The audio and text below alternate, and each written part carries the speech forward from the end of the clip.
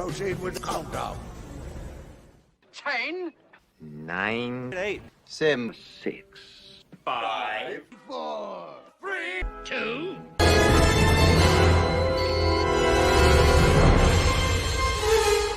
Time's up. I have come here to chew bubblegum and kick ass. And I'm all out of bubblegum. Either put on these glasses or start eating that trash can. I don't want to be pretty. I want to be iconic.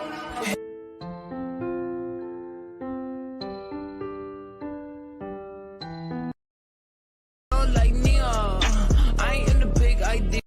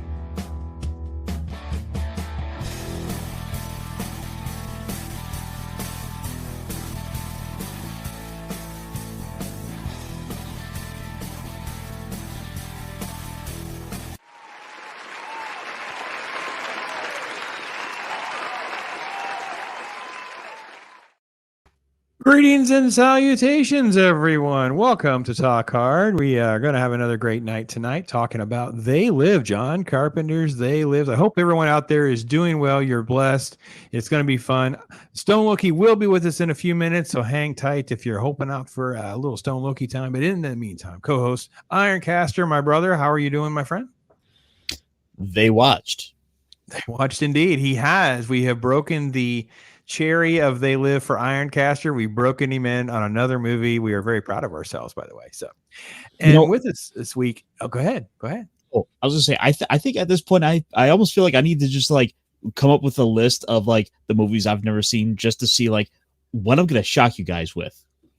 Oh yeah, we probably could do a whole show on the list because everyone has that. I've been on different streams where people will go, and I forget which one it was, but it was like someone had like their best of list, and but there were like 50 movies they hadn't seen, and there were like 10 of the best movies of all time on their not seen list. I'm like, well, then your list is null and void because you still don't have enough perspective yet. Go back to school.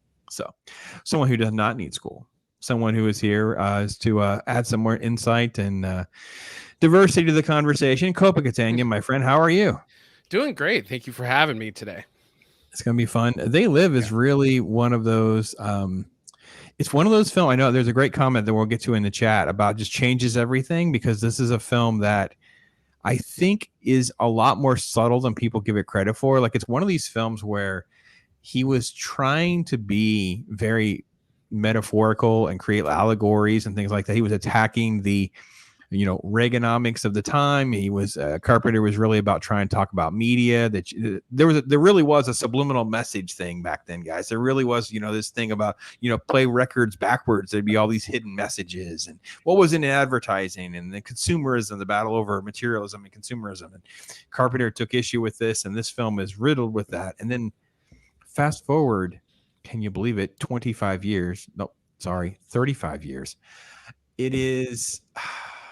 It sort of like has a completely different median metaphor for us now, post-pandemic and post-social media world that we live in now. IRONCASTER, is it kind of weird seeing a movie that's 35 years old have that sort of like messaging integrated in it in that way? Well, I mean, yes and no, because this is a lot of the imagery, a lot of that sort of idea that this movie hits on has been so tied into the cultural zeitgeist that it's ultimately something that, in a way, we've all kind of been inundated with, that in a way it's almost kind of become so part of the norm, part of the everyday conversation, that in a way, looking back on this is like, Oh yeah, no, he was totally ahead of the curve on this. Copa, is Carpenter ahead of the curve, or is it just that it's like a self-fulfilling prophecy? What's your thoughts on this? Yeah, I want to say yeah, but at the same time, mass cultural propaganda is not something that is brand spanking new or concept to us, So I think John Carpenter just kind of hit the nail on the head just by, I don't know, like bringing up these concepts anyways. It just seems to be more pertinent and pertain and prophetic for us today because it's so pervasive and we all see it. I think maybe it's more prophetic today because we now all see it. We now all kind of share the information of like, hey, do you see this? Doesn't this feel like propaganda? And we all go, yeah, it kind of does feel like propaganda. So we're all kind of putting on the glasses is the deal. Mm-hmm. Yeah, before there was a red pill, it was putting on the glasses. So yeah, it was definitely that kind of thing. Well, let's say hello to chat. Tons of wonderful people here. Up first, Van Zant is in the house. That's right, Pops Van Zant's in the house. Hey there, brother. And he is saying, I am out of bubble gum. Well, listen, we understand what that means, my friend. So Chris Berger's in the house. He's holding down the mod work for us. Thank you, Chris, for everything you do, being a great supporter of mine, and appreciate everything you do, brother. Hailing to the triumvirate of talking hard. Yes, my friend. Pat S, brother. Oh my gosh, Pat is just awesome, man. And Pat needs to hit me up with a DM, man. We got to connect. Pat has amazing original animation still. So since I've been doing Saturday morning cartoon work, guys, it's great to connect with someone like Pat who has stuff to share. So Mike, the Comic Relief Crusader, is here. Make sure you check out his channel as well for just some great stuff. Awesome stuff out there he's putting together. Let's see. Oh, they're asking a question about CGC. Pat, you can always message me as well. Got some suggestions for you. So Daniel, awesome. Thank you. This was a great comment. Australian friend showed the friend this movie during the lockdown, changed his entire perspective. I agree. This is a film. It's like one of those things like the media manipulation, the corporatism, the mass marketing, all those elements, like you said, Copa, were in this again, 1988. It's sort of like now it's almost like the presumption of being baked in the cake, so to speak, like what you were saying. Yeah, I mean, it kind of is. The mass propaganda, you want to say that it started with Edward Bernays in like the early teens, 1920s maybe.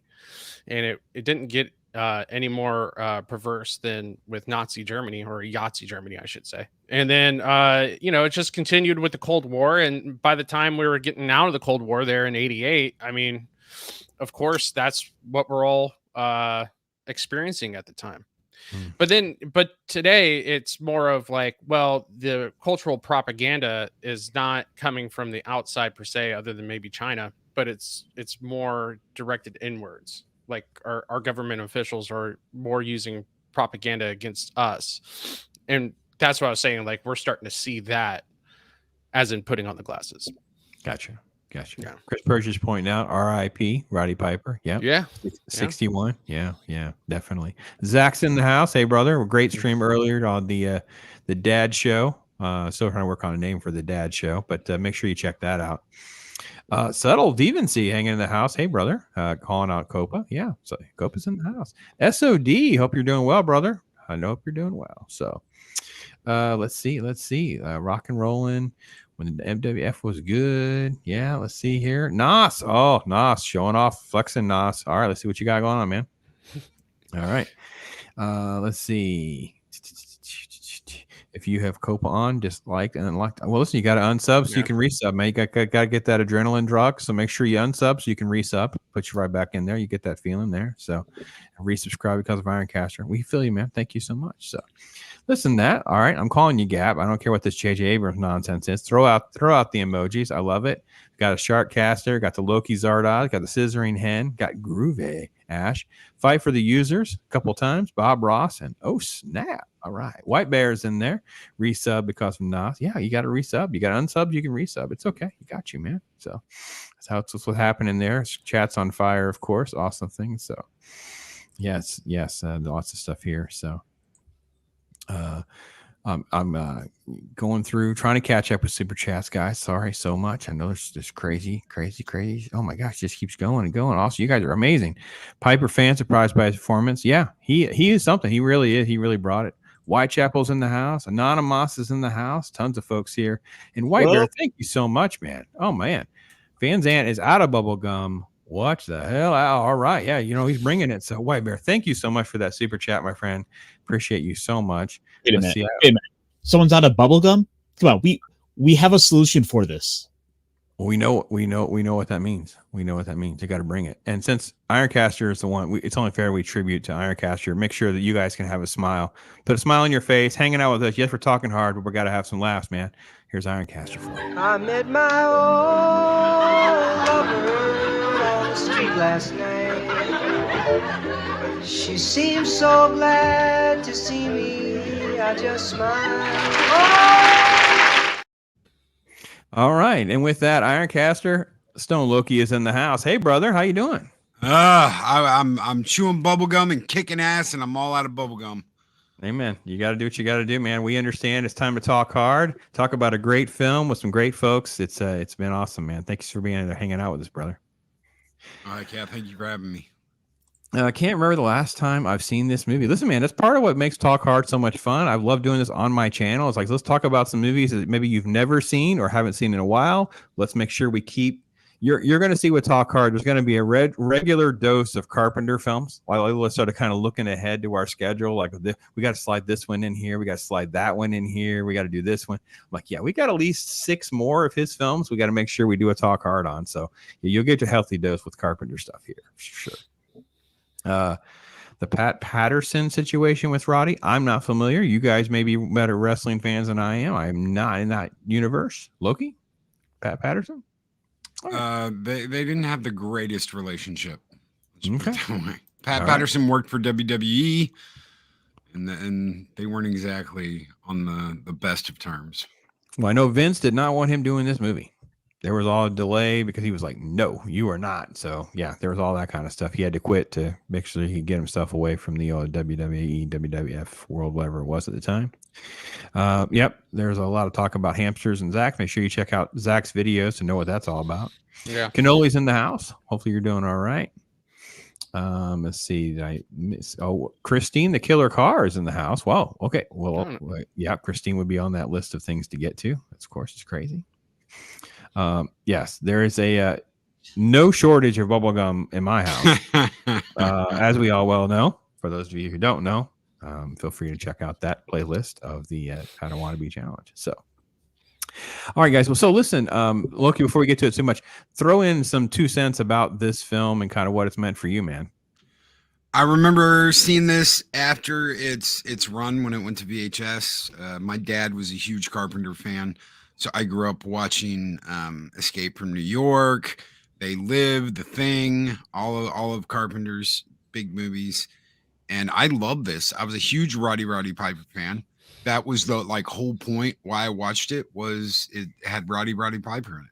So that's awesome. That's awesome. So, well, let's get to the film a little bit here. We're not going to obviously play every single moment or anything like that, but I definitely want to kind of touch on some things. And I have to give credit to one thing. It's, we say this all the time with his work is the music is perfect.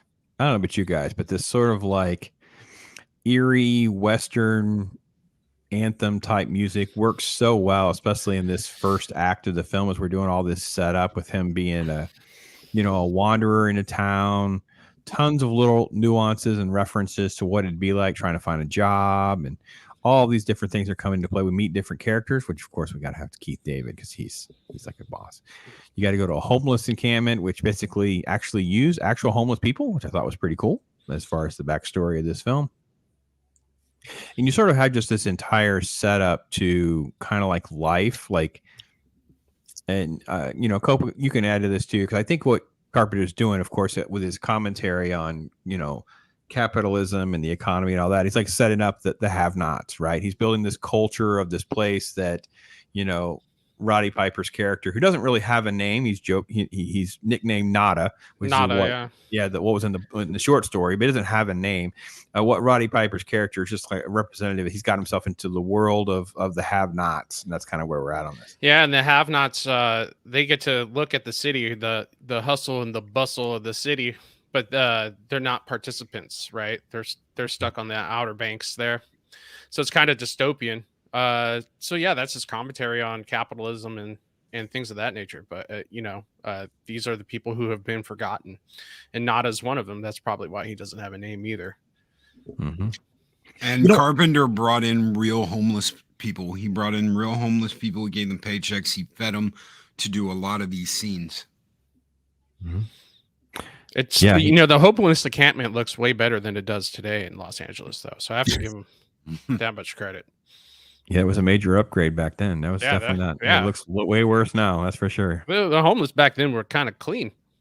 Well, they also had a yard. I mean, you got some serious space back then. I mean, you look at the encampments now, man. You got no real estate.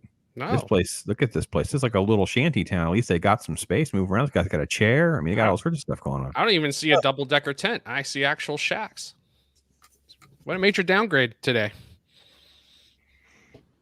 Then we have the sort of like this message, this hacker that's going out regularly. He's basically doing the media, controlling everyone. All this stuff is happening. I think what's interesting is subtleties. They do little things like if you watch too long, you get headaches, right? You get little things that happen, and he's gradually picking up on this. On who could be connected to this. Why are these people disappearing and going into this little church? What's going on? So he's kind of secretly sneaking in here and doing that kind of thing. IRONCASTER at this point in the movie, because we spent a pretty good portion of the film. This first act goes on quite a bit here with him just trying to piece together what's actually going on before we get to the raid. So we back up. So we're talking about like 20 minutes of time. What are your thoughts as a noob of taking in They Live kind of like in its entirety for the first time?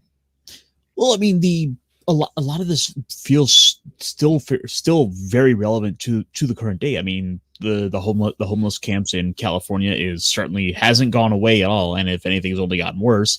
So it's like the only unrealistic part is how clean and tidy the camps are for that.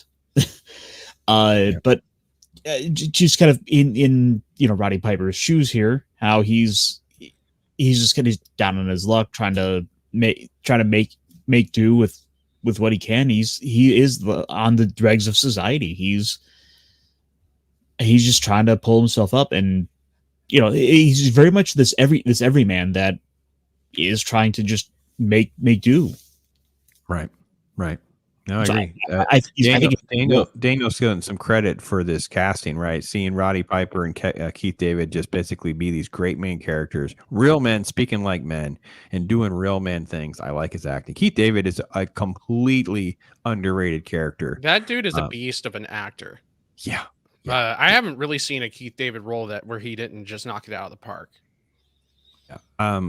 And he is one of these actors that, and people will remember him from certain things, like, this role or that role, but his list of work is ridiculously long. Like, it's insane how many projects this guy has churned out. So and Daniel, thank you so much for that. Yeah. His voice acting too. I mean, you hear that voice, you know exactly who that is. As soon as you hear his voice, it's like, oh shit.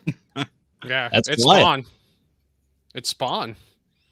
Yeah. Oh, he was Kingpin, right? He was Kingpin at one point. He's been in so many things. Like, it's just my wife would be like Franks and Beans. Like, she would, come up with something.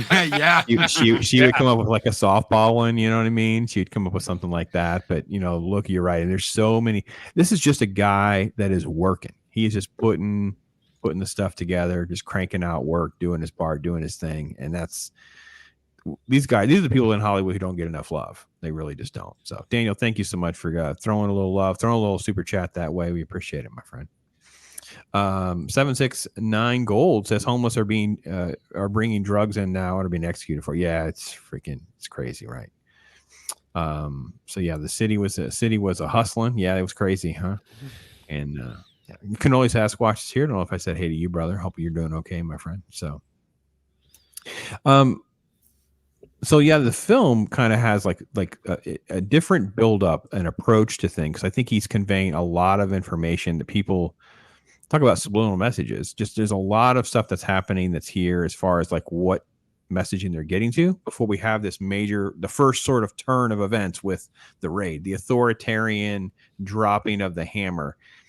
I know I've watched this a couple times because we had this kind of on the plate to do previously.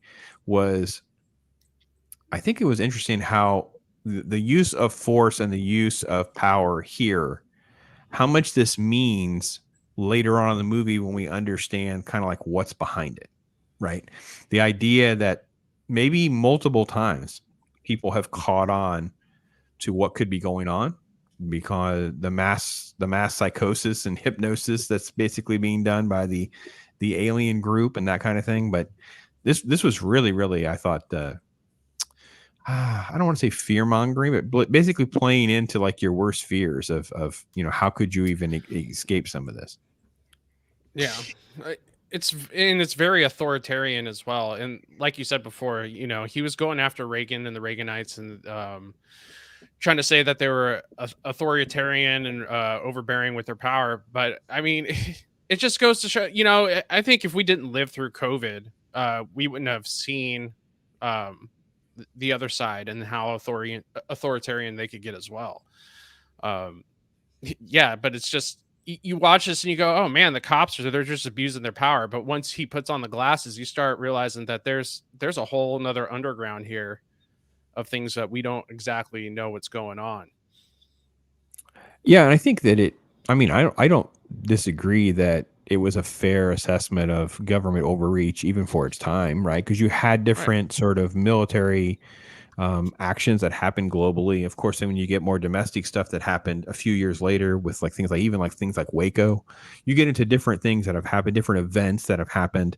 And of course, now over the last 10 to 15 years, you have multiple ones that have happened. Even like there was a conflict with land that was, out west in Utah. You have stuff that's happened in California. So you've had different moments where authoritarian reactions pre-COVID. And now with COVID, of course, you see a completely different worldview almost. So, well, think about this. Wrap your mind around this one, Pops.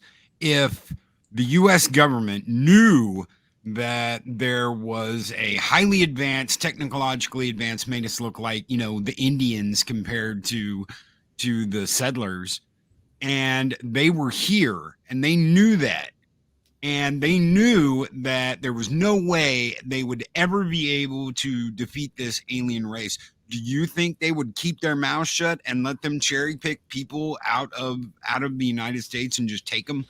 Whether for food, whether for whatever, slavery, I mean, you name it. They just let it happen and they'd keep it all covered up. Just don't mess with us, don't mess with the politicians. Don't take any of us. Don't replace any of us. But here, take everybody else. I think they'd sell us out and sell us down the river faster than you can blink. Oh, I couldn't agree more. Go ahead, IRONCASTER. Oh no, you're 100% right. They'd absolutely cut a deal. It's like doesn't matter which party, doesn't matter which they were talking about for the subject of politicians and that, or even just big corporate, corporate people, celebrities, anyone with access, with power, with any sort of influence would be gunning for that. And I was just going to say, now we actually have proof. Like, I don't think there's anyone who can really be intellectually honest, because you really have proof in the pudding. And I work in the medical field, so this is a little bit of a raw wound for someone like me when I literally am looking at people that I have never met who basically would have wanted to do their best to get me fired from my job if I did not comply with the rules that they claim that I should live by as far as my medical health, even though they never met me or don't know anything about what my doctor has told me. And a film like this, where you start to go, well, there's an outside force and they want to do this. There was like obviously that mini series from the 80s called V, where you have the aliens that arrive and everyone's like bending the knee. Next thing you know, they're actually here for food. There's an allusion to that in this movie. There's conversations about where they want is for food or whatever they want. And then you see like little pieces, right? You see little pieces of the elite class, even with the lady that he kidnaps at one point. But I think everyone's right on this. I think it's yeah. Listen, it's mostly people who want to be a part of the elite, or those who go, they're too elite to defeat, so we might as well join up. But either way, they want to be a part of that crowd, or at least not be bothered by it. So you might as well just fall in line. And I There would is- say yeah. there's only like maybe 15-20% of the population who's willing to go the distance and say, you know what? No, I'm not falling in line. I'm stepping out. I'm doing this. I'm doing that. I'm not doing what they say though. Yeah, I agree. The Matrix got the idea of multiple failed Neos where the Matrix adjusted. Kind of, maybe. The Matrix literally has, like, we could do a whole show on like the dozens of influences or things, quote, they ripped off, depending on how you want to look at that. Because yeah, the Matrix is but this is definitely one of the films that really started to change the landscape. I know when I was in college and we were watching this, it was like we would end up in conversations about like subliminal messaging and marketing and those kinds of things. So, because it was just, I don't know, there was just something that was just like the masses would just fall in line over just silly marketing campaign and fads. I mean, the 80s were known for their fads, little commercials and things that would just trigger things. So, yeah. Right. Yeah, Daniel, that miniseries was a phenomenon for people who did not live through V. It is a little cheesy. It is silly in some ways, but man, that show was a phenomenon for sure. Yeah, a lot of people are remembering that as well. Yeah. More people need to see V. Yeah, well, because it was just interesting. Like there's a really bad religious film about like the rapture. Like everyone just, so many Christians are just gone like instantly. It was really, really not a good version of that interpretation. But they had like a McLaughlin group roundtable scene where they had like different experts that were still here, and they had one guy convincing everyone how it was aliens. And I thought to myself, that's exactly how that part would go down. There would be a ton of people who would believe it was aliens before they would believe anything else. Thought it was fascinating. So. Let's see. Swatch Watch was more than a bad fashion. Yeah, no, there's fun. We get to some of the behind the scenes stuff. Yeah, it's tough to stand up to the crowds. More people would do it. Okay, so the film just goes. So we're half hour in. Finds some glasses. He puts them on, and he's like, "What on earth am I looking at?" And I have to be honest, this was just epic. I told Ironcaster because he was playing the commercial earlier, Loki, and I don't remember the trailer, but I do remember like the first impression of seeing all of this. I thought this was just some beautiful stuff with how they handled it all. Yeah, it's just too cool for 88. Like, I mean, I don't know. Like, it seems almost punk rockish from a guy who has hit after hit movie, and he's just going after the establishment with these scenes. And it's just so cool. Oh, and I guess, again, Wall Street guys, the media, consumerism, there are so many metaphors and allegories, and he just keeps moving through them. And I think this is what the movie does well. Whereas we could never do a remake of this. Thank God they keep putting off any chance and effort at that. Is because they won't be able to contain themselves. They will have to get lectury and preachy. Carpenter just wanted to keep moving. And I think this is, a 90-minute films don't exist nowadays. Right? This is part of it. Like, you can get through this much movie. We're right at the 30-minute mark. Now suddenly we're going to switch the glasses, open our eyes to what's actually happening. These incredible scenes that are just like, what on earth is happening? And it's really interesting because we're pretty far removed from other films that kind of made us think about stuff that was happening, like Invasion of the Body Snatchers, for instance. Like that was it has been a while since a film like that. I couldn't think of a film that was hot during this time frame for me. There was another film or show, I can't remember which came out. I think the movie came out first, called Alien Nation, and it was similar in that aliens lived among us kind of thing. But this one was a little different because it was creepy. It was eerie. Like there was something not quite right. I don't know. Alienation was more like immigration, though. It was like that ship shows up and they're stuck here. They have no idea how to work the ship because they like rebelled and took out their overlords, and they just ended up living here. So.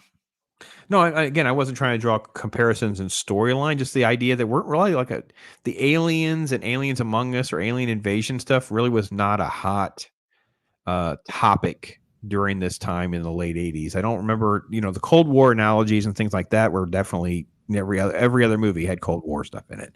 But this was definitely something different.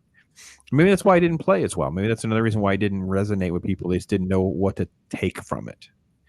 But yeah, this was great because you have this massive sequence that's, over the course of, 7 minutes of screen time of him like teaching the audience like all the little idiosyncrasies of, old lady. Like, I don't know about you guys, but there's something to be said about he had the cojones to make like the old lady an alien and then like insult the old lady.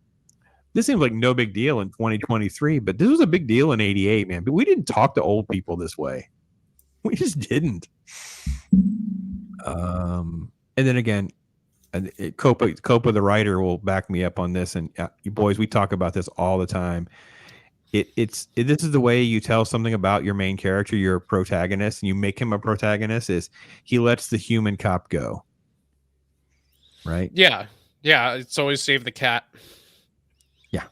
So if you want to show your hero, you establish that he quote unquote saves the cat. So, he lets the cop go or saves the cat from the tree. And you usually do that in the first 15 minutes. But obviously we're a half an hour into this. So, but this is like 15 minutes into his actual journey with the glasses on. So yeah, it's only a few minutes. And then it's like, and there was, I don't know about you guys, did IRONCASTER, and you watched this really kind of for the first time all the way through. Did this feel like you were kind of walking through this in real time? There didn't seem like there was these major time lapses in this first phase.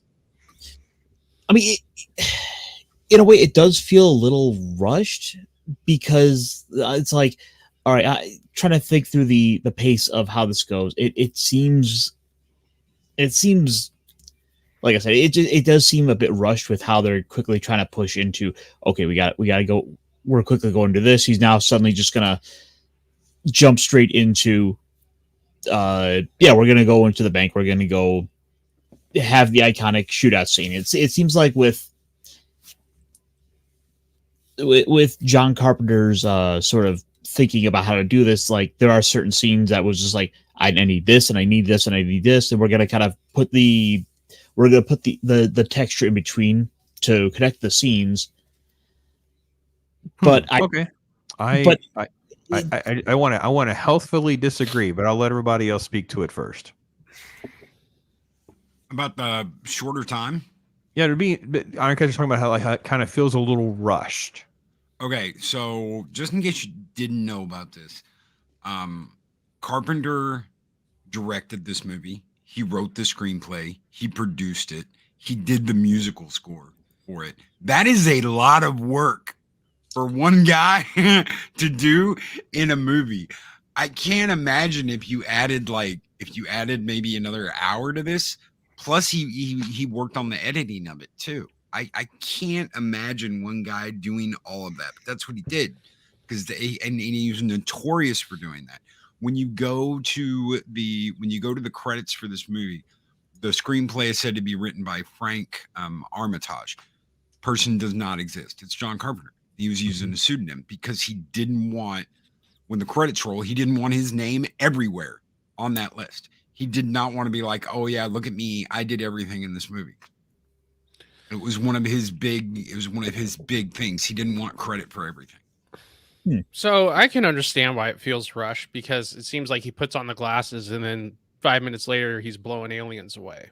Yeah, but it's like there's no progression to him being murderous about these aliens because he doesn't really understand them yet. So I could see how you feel that it's rushed, but at the same time, from a filmmaker's perspective and a screenwriter's perspective, we're probably on page 35 at this point, and still no action has happened. So he's got to make that happen quick. Like you want to keep your audience engaged. So I could see where Carpenter was kind of like, all right, you know what? Like they're just going to have to put the pieces together between him putting on the glasses and him blowing the aliens away. That it's been a couple days or something like that.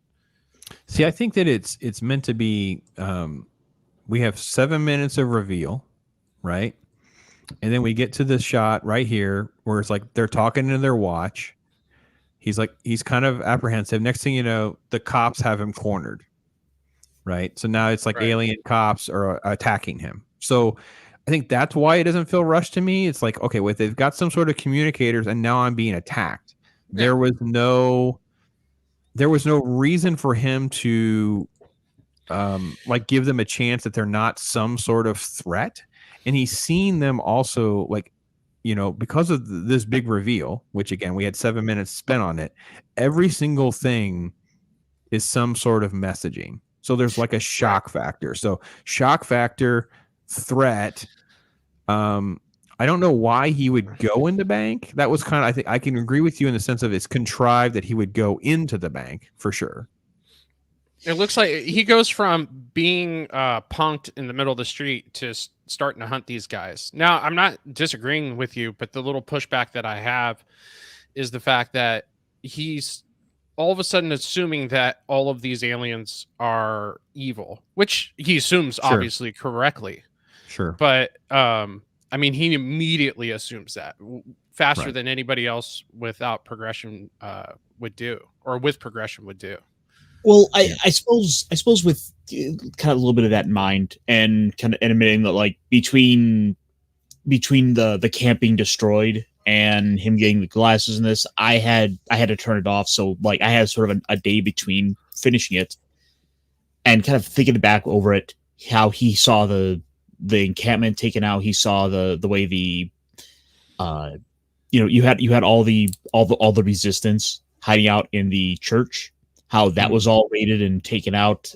Yeah, I suppose that we're on the journey with him, how he's seen that whatever, if these guys must have all been worried about the stuff, that's why they were all, like, why they were so secretive, why they were hiding out, that he's putting that two and two together, that he's, as being that audience surrogate, he's on the right, like, yeah, no, these guys mean business.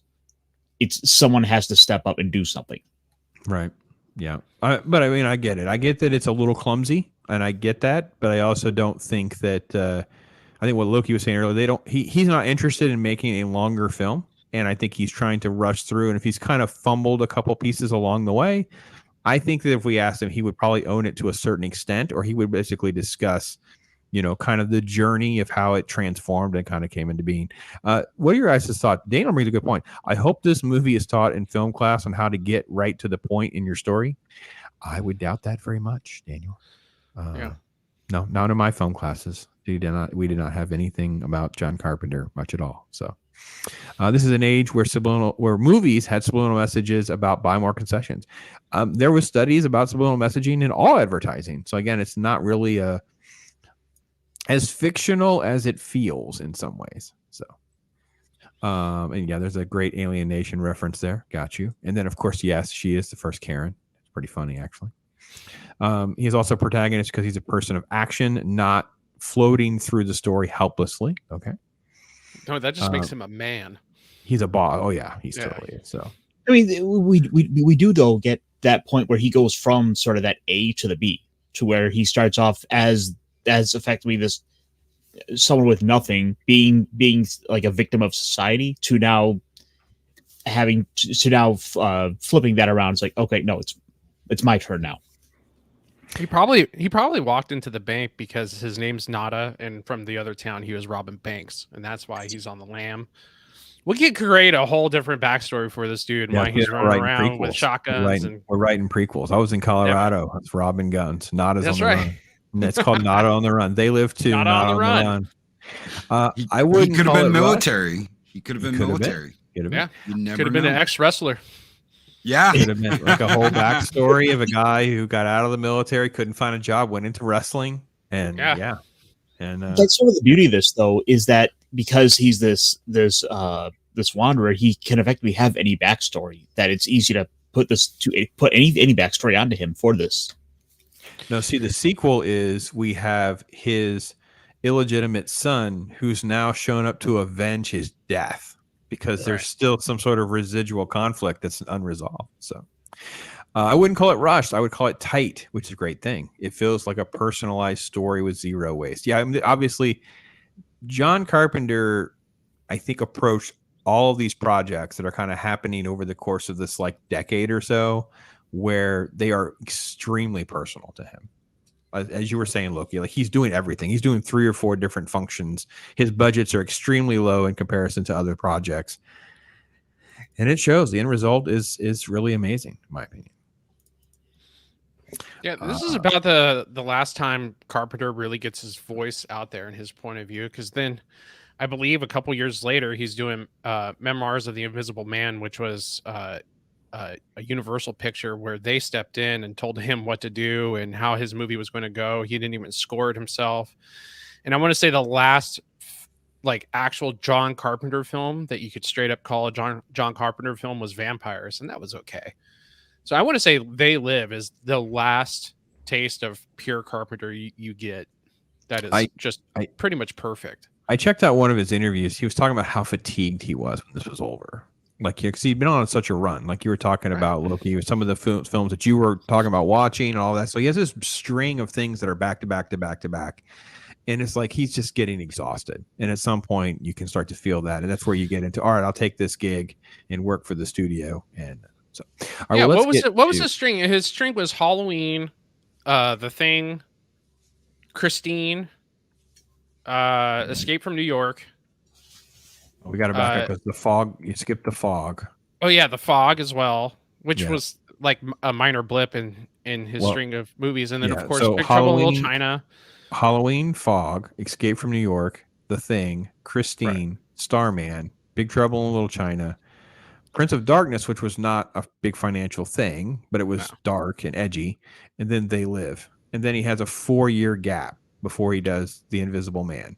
So that means between Halloween, which is 78, the phenomenon that is Halloween, before he starts working on The Fog, so it's 78, and it's every year pretty much. 85, there's a gap of 1 year because he's doing Big Trouble in Little China, things like that. But you're talking about, you know, this incredible decade of 10 years from 78 to 88, 3, 5, 8, 9 films. 9 films in 10 years. That's prolific for a guy who's not only for a director. The only one I could think who's just as prolific as him is maybe Spielberg, who is actually pumping out 2 a year after the year 2000. But like to pump that many movies out and be the like one of the writers, the musician, the producer. I mean, he's wearing so many hats. And low budget. And low budget. He's working on like shoestring budget. I mean, like Escape from New York, like $6 million, and you know, it's like Spielberg's at that point doing blockbuster stuff. So I mean, Spielberg jumped right from Jaws to doing Raiders and things like that. So completely different, and I couldn't agree more. Like, now you think about those 9 films in a decade is just incredible. It's incredible. Well, I mean, the what part of it I feel like it might be overlooked there slightly is not just the amount of the media, but the quality. Like these are some of the most like iconic cult classics. I mean, he wasn't exactly Roger Corman here. Movies like this made the home video industry. Agreed. They set that on fire. These movies sold VHSs like they were going out of style. Big Trouble in Little China. A lot of these movies were not huge hits until they made it to home video. Yeah, except for Halloween, right? Halloween was a huge success. Well, they were all successes in the sense of they were making some money. The Thing is probably the most iconic of the list. That was a financial failure. But again, we discussed that extensively during that Talk Hard. But again, also back then, remember, it technically made money. I mean, it was a $15 million budget. It made like 20. They don't have these hidden marketing costs the way we do now. It's not the same kind of thing. They're not happy about it. You know, they want to triple, they want to 10x their money. But reality was, it's not like now where when we talk about some of these financial disasters, you're talking about movies that are made for $100 million and it makes 70, and you're like, oh my gosh, I cannot imagine how these people would have jobs. So, well, that also underscores the greed of Hollywood. Is correct. That they would, okay, you make this movie, you make a little bit more than you spent, but then it goes to home video, and then over the course of 10 years, you've made 10 times your money. And it got to the point where they were like, well, we want to make 10 times our money on the run, and then another 10 times our money when it goes to home video. Exactly. And we live in a throwaway culture now, to the point where they want to make the hit, they want to make it now, and they want to make it a worldwide success, because once it goes to streaming, they don't really get their money back except for the licensing fees. So so these movies get thrown away and trashed almost immediately, and therefore, people don't make movies like they used to, in the sense of they're trying to make something that has staying power. To what you were saying, they can, be rented over the years. They garner these statuses of cult, or they even blow up even more. So yeah, that's where we're at in this day and age, where it's all these plastic containers that just get thrown away right after they're used. I've been saying that for years. I couldn't agree with you more. Disposable entertainment. That's exactly it.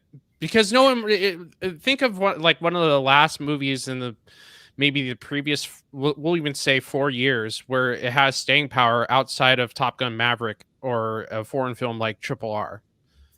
Puss in Boots: Last Wish is the only one that I can add to that list. I've enjoyed watching. I'm on my 4th watch now, and actually I went by Redbox. We're at the grocery store, and I got a copy for $3 at a Redbox. So now the kids, I hear nothing but good things about that film too. I am shocked at how great this film is. I did not see it in a theater. I'm loving it. The kids wanted to watch it, and I grabbed a $3 copy of Maverick and Puss in Boots: Last Wish on Blu-ray. So the kids, if they jack it up and mess it up, it's not my 4K version. So it's like, there we go. Now we have a physical copy, and we don't have to worry about anything else. And those are really some of the ones that are kind of like this. And whenever Mrs. Pops, she's kind of come around to the Loki, she's coming around to our principle. She's like, where are we at on what we own and what we don't own? Because we're going to redo the office at home. And she's like, well, do we need another bookshelf over here? And it's like, yeah, we do. We need to reorganize some stuff and making sure we have an inventory list. Because she wanted a list of like 5 movies that I don't physically own for whatever reason, or like I replaced Excalibur because it was no longer working for some reason. And it's this disposable stuff to me is got expiration dates, and I want to live beyond that. So let's get to this scene. And we're going to play this. Sorry for the pop-up, folks, but the copyright battle is for real. I've had more copyrights. Again, Loki hasn't got my update. I've been in the perpetual copyright fight with YouTube now over the last about 3 weeks of at least one video at a time.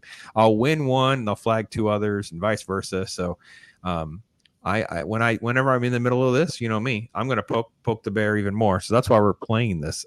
Even though you guys have noticed we haven't been playing as much, but yeah, we're doing this. So here we go. Tell me who's claiming you. Oh, it's everybody. So it was Warner, right? Because it was Batman animated series, and it was Paramount for Clue. I think Clue, my Clue video. I played a couple, and again, you know me, I've never lost one.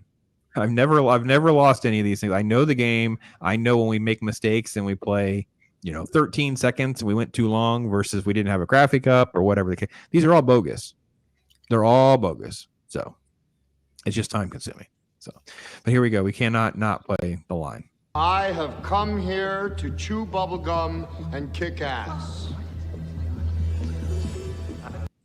So good. It's so good. And he ad-libbed that line. That's his ad lib. Yeah, he had about. I guess I was reading about this ad lib because I wanted to know more. And I guess he had a notebook of these little cheeky lines or whatever, and they picked this one out. So yeah. And I'm all out of bubblegum. See, they shoot first, Ironcaster. They shoot first. They're starting trouble with Roddy Piper. Not the best move, in my opinion. Not their best move. I mean, he does show up in the bank with a shotgun, though. I mean, yeah, I missed a shot. I wanted to go back because I wanted to try to figure out why did he go to the bank. Today. Oh, go ahead. Sorry. No, go ahead. I talk too much as it is. I talk way too hard. Go ahead, Copa, please. I was going to say. I was just going to make the little quippy, like, well, that's just his knee jerk reaction. Is once he gets a gun, he goes to a bank to get money. That's all I was going to say. It was nothing. It was worthless, but you made me say it anyways. So there you go. All I was going to say was they just let him have the money. They go, "Oh, sir, you're making a withdrawal today." They just give him the money. It's LA. I mean, come on. They just go, "Oh, here you go. It's okay. Just take it." Oh wait, no, he's too white. Dude. Yeah. No crime in LA. Yeah. Ooh, look at that, Rodney King. Oh boy. Ooh. All right, so more conflicts before he kidnaps his girl.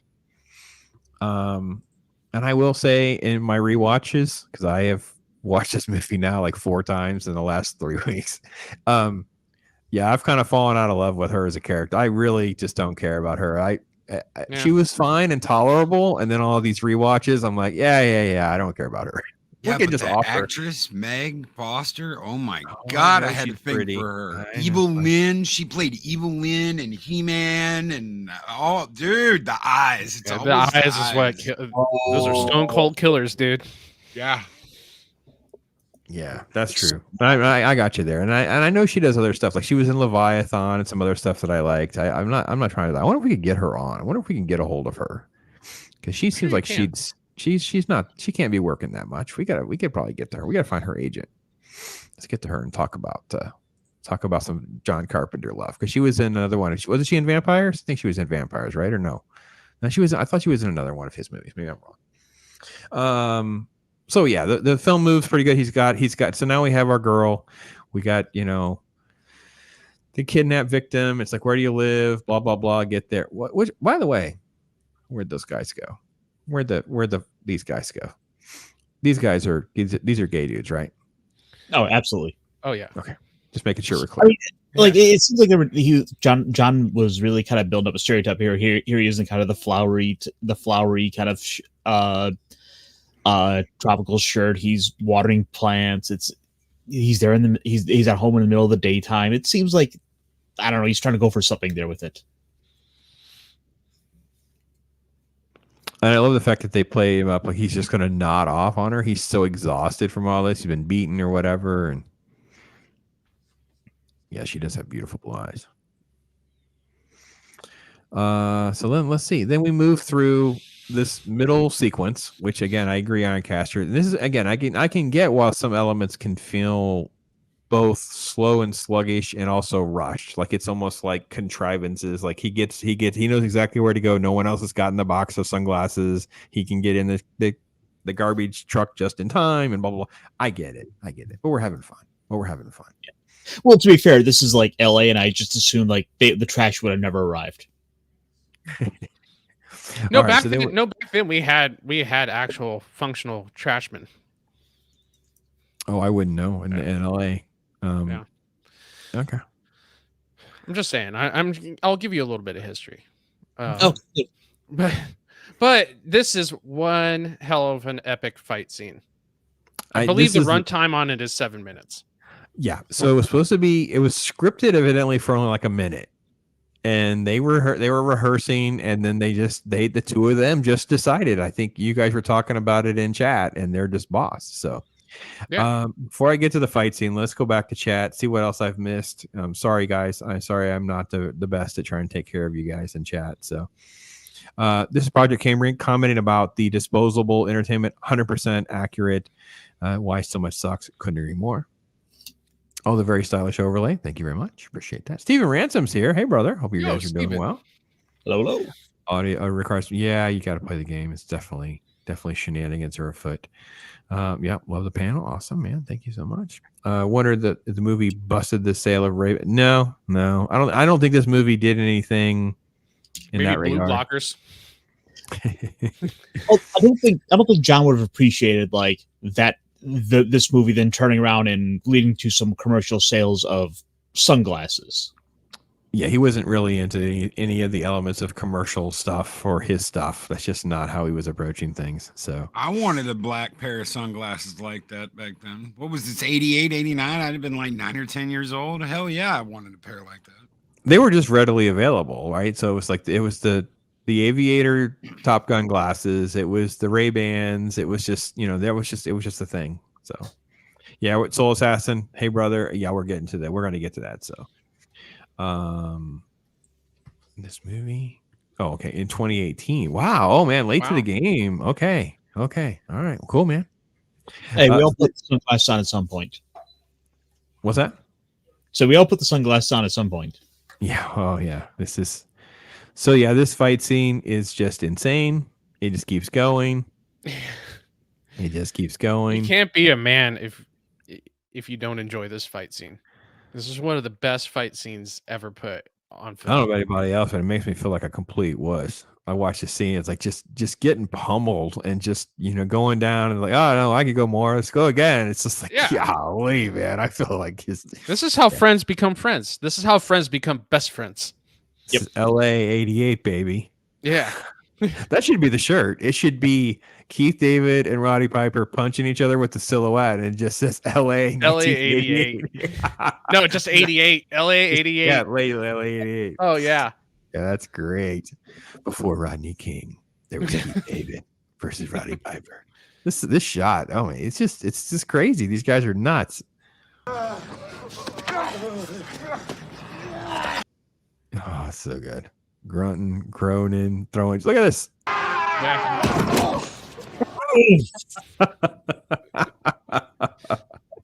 Oh, Roddy Piper's bringing it. And I don't know about you guys, but I don't know. I could see John Carpenter going, "Oh yeah, we're just gonna keep rolling. Just let Roddy keep doing this." Keith, you guys just keep throwing each other. Just keep the cameras rolling. Just keep it growing.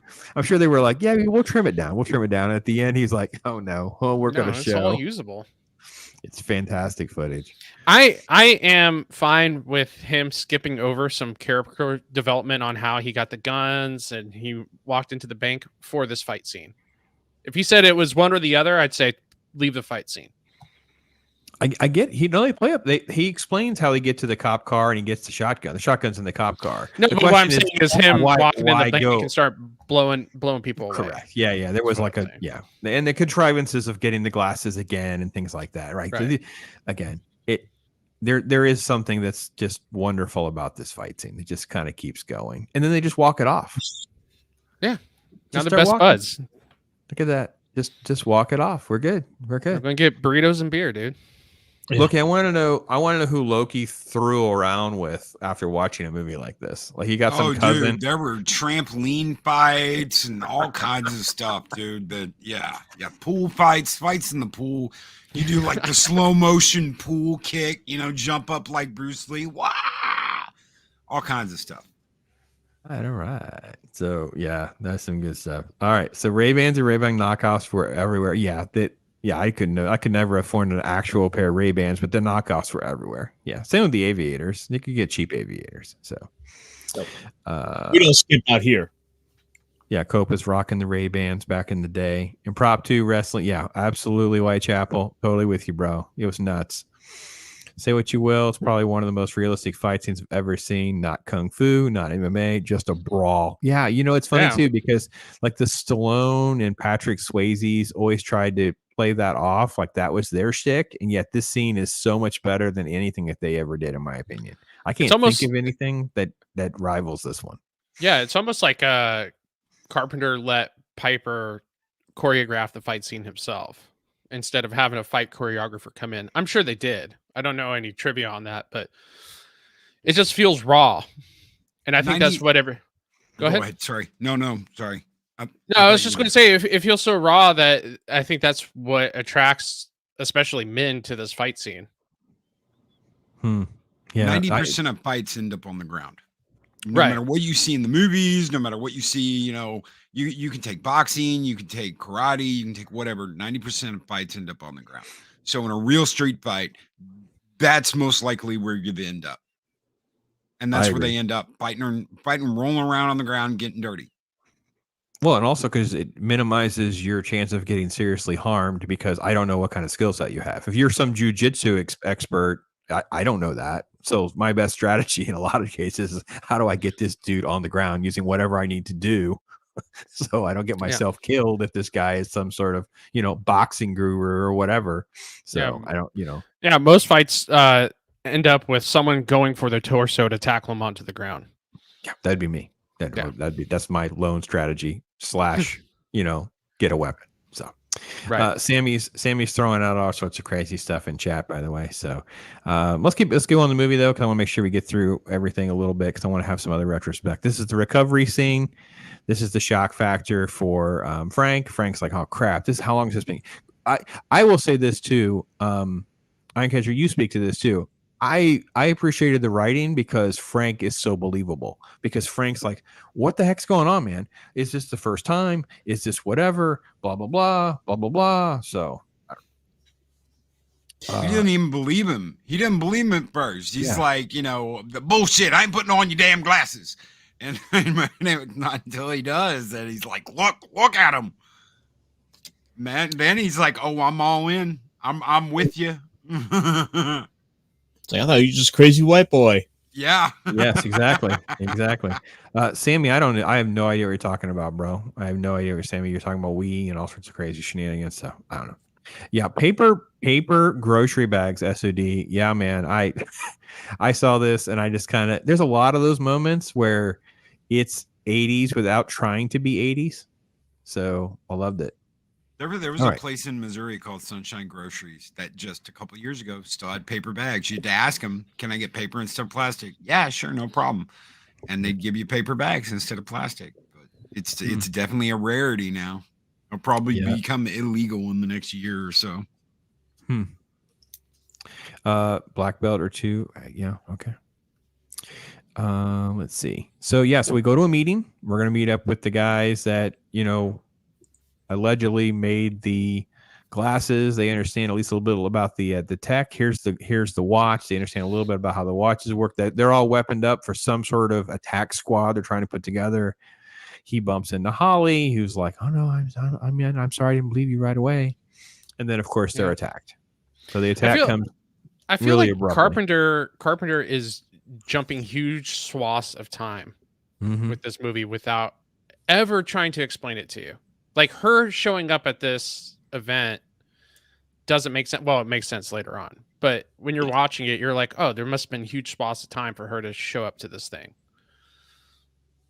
How did she find out? How did she find out about these people? How did she get involved with these people? When did she put on the glasses and see what was really going on? Because the last thing, she's getting rid of Piper. She's like, get out, get away from me. And then suddenly she's a part of this.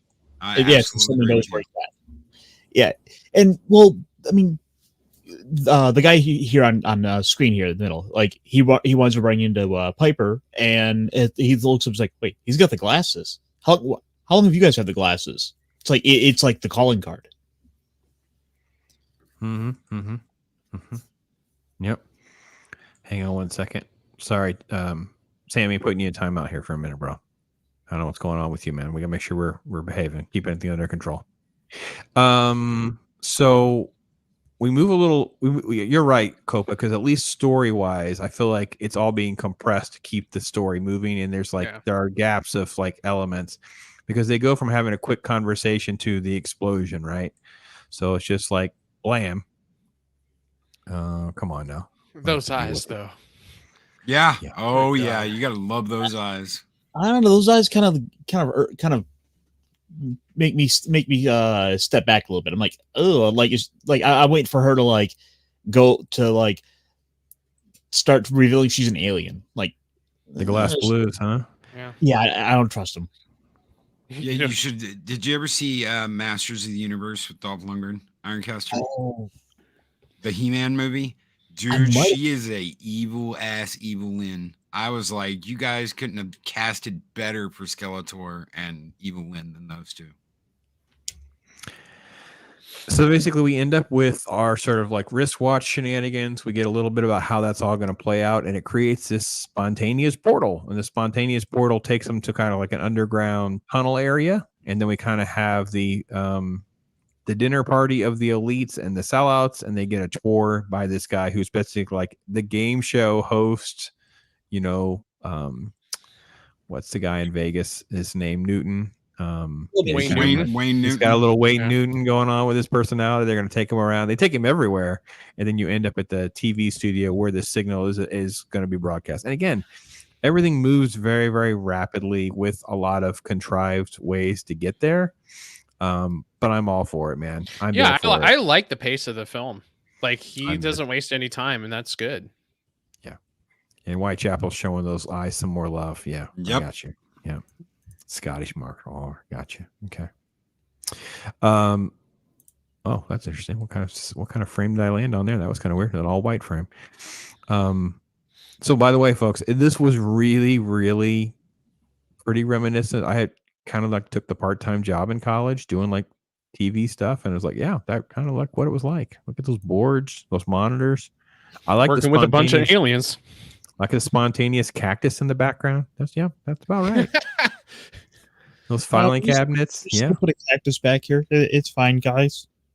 No, they probably just leased it out for the day. I doubt they did anything other than just So there would be a UHF station in town somewhere. I don't know where this was filmed, so you guys can look this up and maybe figure out if it was on a location or what. But if we were doing this independent on his budget, we would just call like these local TV stations that would have existed and like how much would it cost to just be there, at a certain time, whatever, and they would just lease it out. That's just what was in the room. They would strip it down of stuff that might, reveal that station or they, whatever. But yeah. Hey, let us come shoot in the middle of the night. We'll be gone by dawn. Yeah, that kind of stuff, right? So. Yeah, cut away to some other office area, and the shootout's going to roll on before we get to Evelyn being evil. And we get to the big climax on the roof, baby. Oh, it's so good. Guys, I'm so enamored with these shots, though, because he's coming up with, he has no money, right? He has no money. We have the one stunt guy is multiple aliens and multiple shots. He has no money. He's recycling homeless people. I mean, he's got all sorts of crazy things. He's coming up with these really interesting ways of making this building look huge, right? Yeah. These little TV stations were like hole in the walls. They're not a whole lot bigger than a 3-bedroom mobile home. They're these little tiny places, these UHF type stations. So, I mean, this easily could have been shot inside whatever studio was producing this movie. That way they didn't have to pull permits or anything like that. Right. But yeah, I mean, with the wide lens that they're using, it makes all the rooms seem kind of even bigger than they are. Yeah. And the hallways will stretch out even more. And yeah, it definitely makes the building look bigger than it should be. Yeah, cuts to a stairwell, cuts to a long hall. He's just adding a lot of depth to it before we get to a quote our roof shot when there's Evelyn going evil on us, guys. Every time, dude. The blue eyes. IRONCASTER, you were right. IRONCASTER, you were right, bro. So I don't know how he got helicopters. I don't know how much that cost him, but yeah, he got some helicopters. Got an explosion on the roof. Well, that's a model, probably. Yeah, definitely. Yeah, definitely a model. This actually happened. This is a piece of our this happened last week. Yep. Yeah. And, I did see him. He had a comment about his only regret with the role that he didn't give it a strong, stiff finger. It was like this. It was like this low energy, weak one. They didn't reshoot it, and he's like, "No, I wish I'd given it like a strong, intense." Rigid finger. And I wouldn't call Roddy Piper low T, but that finger is low T. Yeah, he says he had regrets. Yeah. See, I like to imagine that his last thoughts are him in the movie Hell Comes to Frogtown. It's like, wait, look for the low T finger. It's like he's going off to a post-apocalyptic world where he's got to go and as his job go and breed humanity back into existence. And Project made me laugh. That made me laugh. What Project says about the management of his shots, that is absolutely positively true, because he does the exact same thing in The Thing. That one little research base seems so huge. The hallway seems so long. It seems like there's so much room in there, but in reality, there's not a lot of room in that place. Mm-hmm. Yeah, he's a genius when it comes to that too. Yeah, there is a bit of an interesting kind of parallel between They Live and The Thing, whereas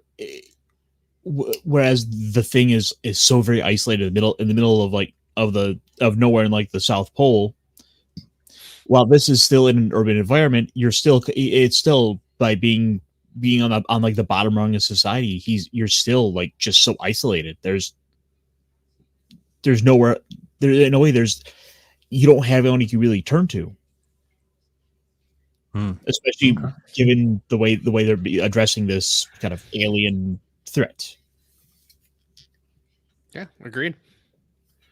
Isolation is a big theme in this film, as well as They Live, The Thing. But with The Thing, it was more like you're isolated from your fellow man. And this one is more like you're isolated from society, or society has isolated you to making you think you're alone when you're really not. By not buying into the capitalism, you're cast out.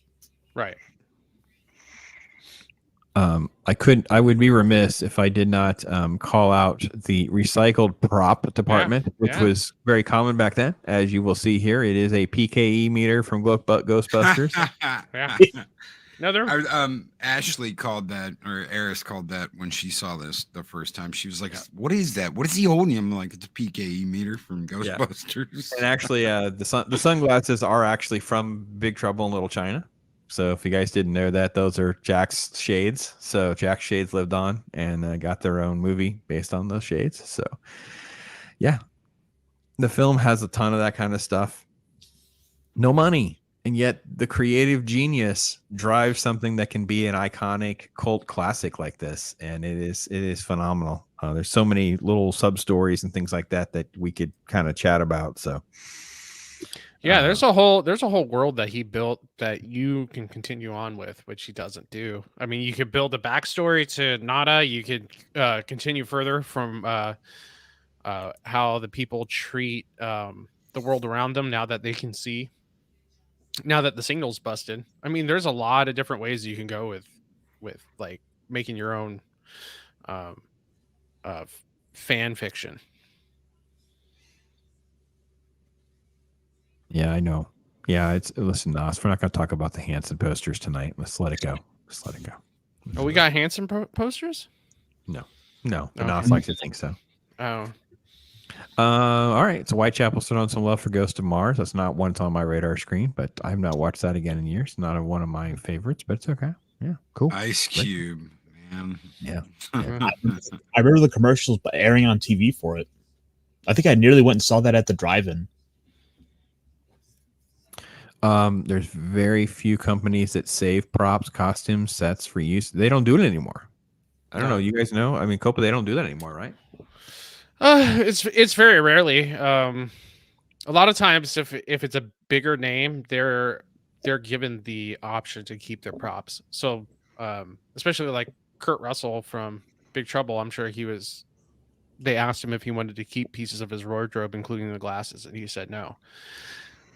But as of today, not really. I mean, because most stuff now is just it's all disposable, all CGI. It's all disposable. It's like I with like the Iron Man costume, I think he was able to keep like one of the Mach 1s, but the actual suit itself in the later editions of Marvel, the Iron Man suit was just green screen. He was just in he's a motion cap suit. He was in a motion capture suit, and he was getting fed his lines through an earpiece. So it's all very disposable.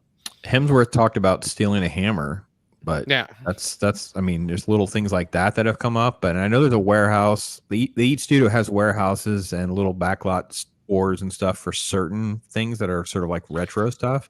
But this is going to be a decade that everyone's going to forget because there is nothing. It's so much CGI. Right. I'm not sure what survives. Look at what's going to survive from like the Halo show. Oh, nothing. Right. You remember when we were talking about The Thing? And we were talking about that basement scene, and you'd see like all these little things down in this basement that, I mean, Carpenter, as he's looking through his lens, probably is like, okay, I want this here. I want this here. I want this over here. I love the way this looks over here. You don't do that anymore. There's none of that anymore. There's two guys standing in front of green screen, and they just put it together after the fact. I mean, I love Lucas for what he brought to film, but I almost blame him for this because we really didn't get, okay, everything's going to be shot in front of a green screen until the Star Wars movies, the later Star Wars movies, where everything was done in front of a green screen. You might have like a stand you're standing on or a pathway, but everything else is green. And you just didn't have that back then. You had all these tangible things you could touch and hold and go, oh, wow, you found this at a junk store? Oh, wow, you found this at a garage sale? Hey, John, guess what I found at a garage sale? It's this cool little motor thing that we can put in the basement for the thing. There's all those things that you just don't get. It's not there anymore. And that's That's one thing I was talking about too. You said the word tangible, and the audience picks up on that as well. Like they look at these green screens and things of that nature, and their eyes already tell them like that's not real. This is not real. This thing that Thor swinging his hammer around at Mach 20 is not real. And back in the day, we would have like puppets and stuff like that. Like the Queen Alien was a puppet in Aliens. Yeah. And you go, that's tangible, that's real. And they made that look real. Now it would be CGI, and it wouldn't be as menacing as it was at the end of Aliens. When we talked about the thing that Talk Hard, part of what we did was talked about the special effects that Rob Bottin discussed. He's like, he used, certain types of materials like eggs and the way he made fake blood and whatever. So yeah, it wasn't the stuff of the alien and the victims, but it was a tangible object. So your brain could process the stuff better than this computer generated things where just most of them doesn't look right. It just doesn't look right. Soul Assassin's bringing up like the Rancor. Yeah, couldn't agree more. And yeah, Halo's just going to be forgotten and obscure. Yeah, it's just going to be another thing on a streaming service. Is all it's going to be. And Nas is saying that I should review Pacifier. I'll do it. Copa and I will do it. We could do something. We'll do it. We should do a bad. Well, we won't. We have like a year sort of like pass for Loki because of the shark thing that Ironcaster did. So we probably can't subject him to more. So, but you just want to watch Cocaine Shark? No, it's all you, bro. Where's the shark? There should be just a shark casta. Shark. Throw it up in chat, guys. You guys that are members, throw up those shark castas. I would watch Cocaine Shark. Oh, it's on Tubi. I'm sure it's on Tubi. Tubi is full of shark love and every spinoff you can possibly imagine of stuff. It's Tubi's. It's also beautiful, by the way. By the way, all of Transformers, all of G.I. Joe animated shows are all on there. We just found something else the kids were watching.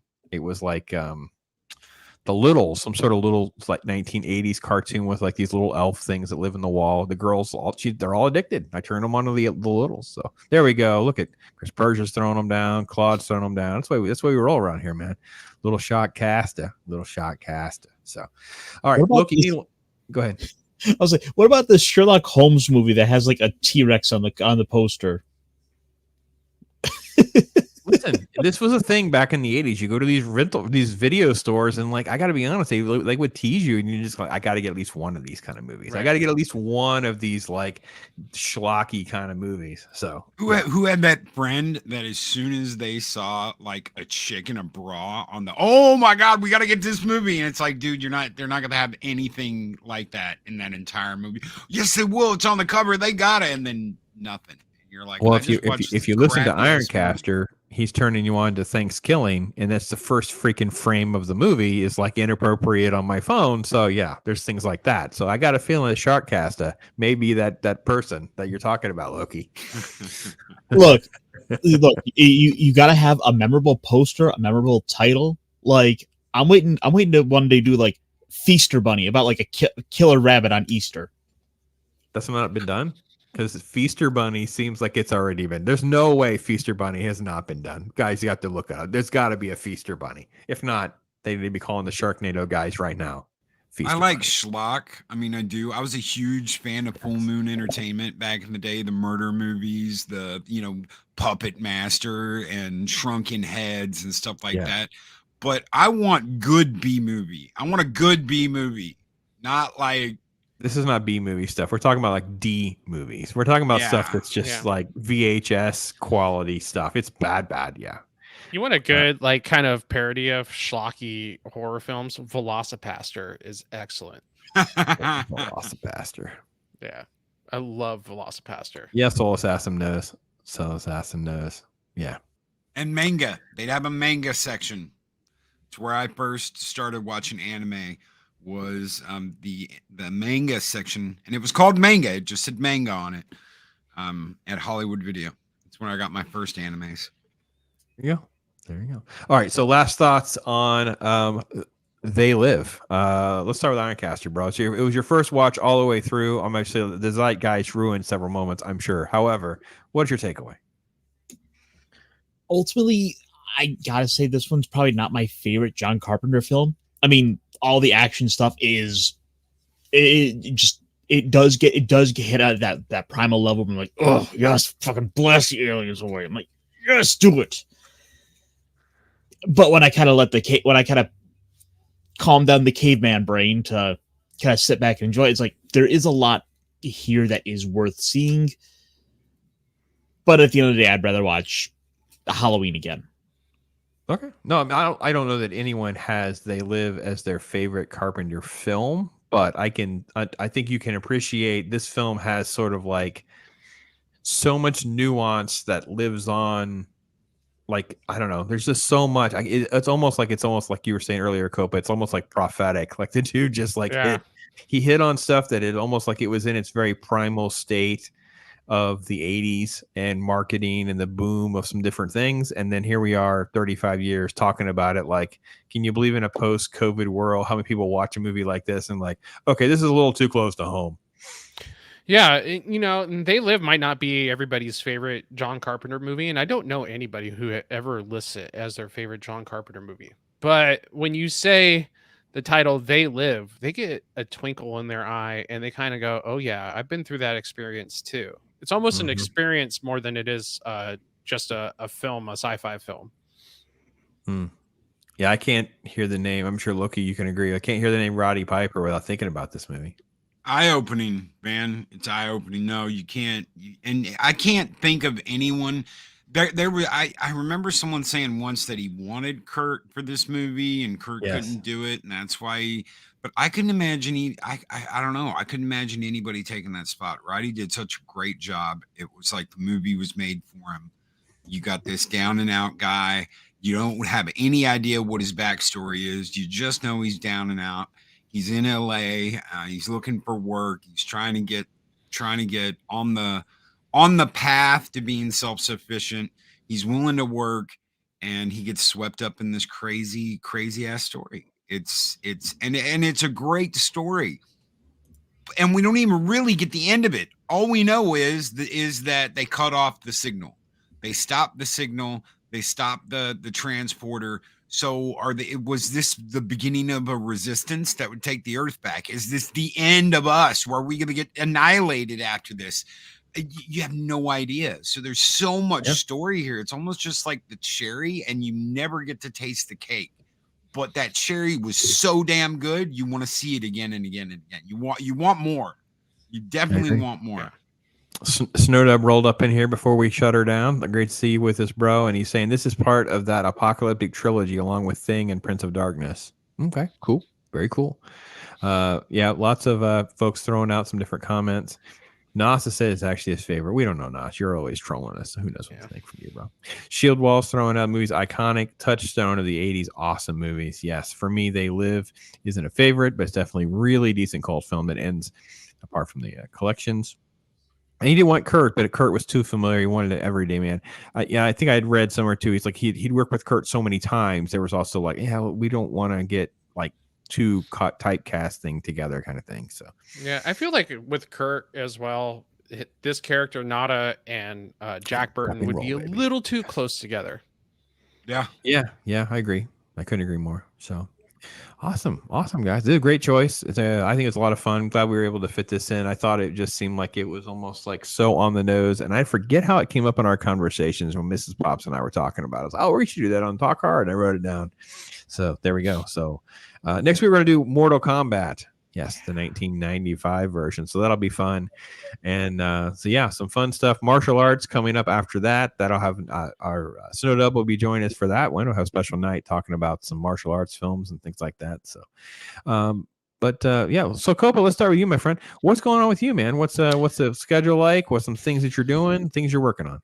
Yeah, so I will be on We Rank Stuff, Tyler the Redbeard's channel tonight, ranking anime and Adult Swim cartoons. It's part of our almost March Madness-esque cartoon battle that we have going on. So this is our second part, and then we're gonna have them all battle each other out next time we're on. So look for me there tonight, and then I'll be on with you with Roman as we talk Mandalorian season 3, and what a wonderful season that has been for everybody who's been a Star Wars fan. Yeah, horrific. Yeah, Perfect. and then My Mandalorian. Sarcasm. Sorry, I'm sorry. I was like, oh, dude, really? You thought that? Yeah, man, I really loved it. You know what I loved from it? I loved everybody coming and watching me dunk on it every episode. So this will be people my haven't last. seen it, is it offensive to call you like the poor man's critical drinker? I don't know. No, it wouldn't be offensive to me. Absolutely not. Okay, well, that's how I feel. I feel like I'm watching a different version. To drinker. No, you're like yeah. So I think you did a great job, man. I love your takes on it. It's a different approach than I have with it. But yeah, I think we have messaged each other back and forth over the course of the season about our level of face bombing. The biggest one was episode 6 by far. Oh yeah, I think we all took a drink together on that one. Yeah, I felt like I was waterboarded. All right, so yeah, tons of stuff. Make sure you check his channel. Check out some stuff that he's working on. Appearances everywhere, so we'll be doing that. So, Ironcaster bro, what's the latest, man? What's going on? Oh, let's see. Friday I'll be on with Nick Weiser, Clobbering Times. Yes. Comic stuff. Two great guys. Two great, wonderful guys. Great show. It's a great show, by the way. If you're not checking out Nick's work, it's awesome. And Clobbering does awesome. It's comic knowledge, man. We're delving into the Adam Warlock comics, so we'll be going through, I think, 9 through 12 of that. Okay.